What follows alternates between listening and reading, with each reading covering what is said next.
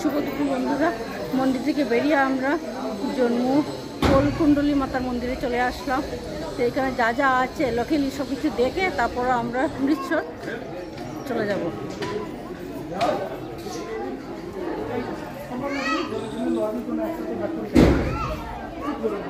প্রসাদ বিতরণ করছে ওরা, এই দেখুন পুরি তরকারি।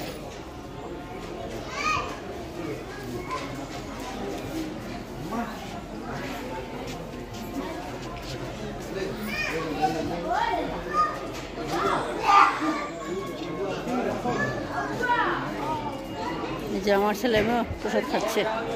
বন্ধুরা এই দেখুন আমরা প্রসাদ নিয়েছি, পুরি আর সবজি। আমরা এখন খেতে শুরু করছি। এই যে ওরা খাচ্ছে।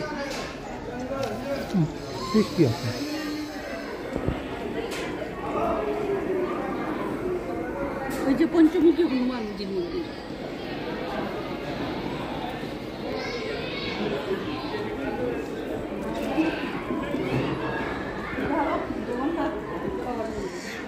এই দেখুন এখানে প্রসাদ দিচ্ছে। আর একটু দেখিয়েছি পুরি সবজি আর এখন সুজির হালুয়া।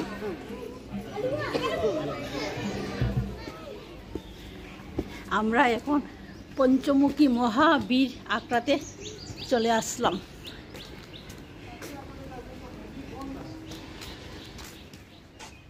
আসলে মন্দির এখন দুপুরবেলা তো বন্ধ হয়ে গেছে, তাও আমরা একটু দেখি তো।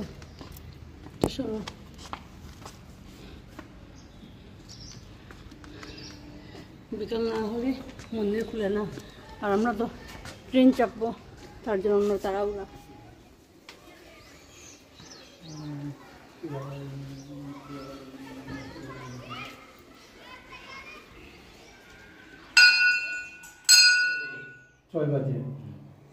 আমরা গুহার ভিতরে চলে আসলাম। এখানে এই দেখুন অনেক মাতাজি সকল আছেন, অন্নপূর্ণা, বৈষ্ণব দেবী, তারপরে কামাখ্যায়নী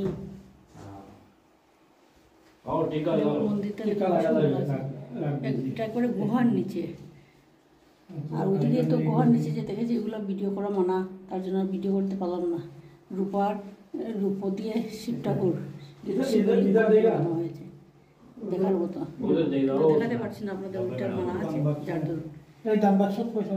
আমি দেই তুই দিয়ে বলিস দোতে দিয়ে আমাদের दान बाक्स शिक्षा दिया गुफा बनाया था तपस्या करने के लिए भगवान शंकर की। भगवान शंकर के दर्शन किए ना ऊपर आपने, वो भोलेनाथ वो स्वयं वो खुद निकले हैं रुद्राक्ष रूप में। हाँ, जामद और कृष्ण भगवान का युद्ध गुफा में हुआ था। युद्ध हुआ था 27 दिन तक लड़ाई हुई थी। जामदी ने शिव जी को साक्षी मानकर अपनी बेटी की शादी कृष्ण भगवान के साथ करवाई थी। इसलिए इस गुफा को कहते हैं जामद शिव गुफा। जगह का नाम है पीर खो। पीर मतलब गुरु है, खो मतलब गुफा है। श्री राम जी की टाइम की गुफा है ये। कृष्ण भगवान के टाइम के वहाँ पे जो शिवलिंग देखा ना आपने, कृष्ण जी के टाइम का रुद्राक्ष के रूप में है।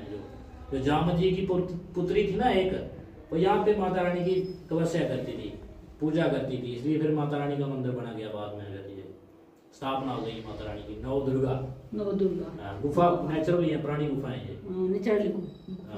ওইটার সাধনা করছে জম্মুতে।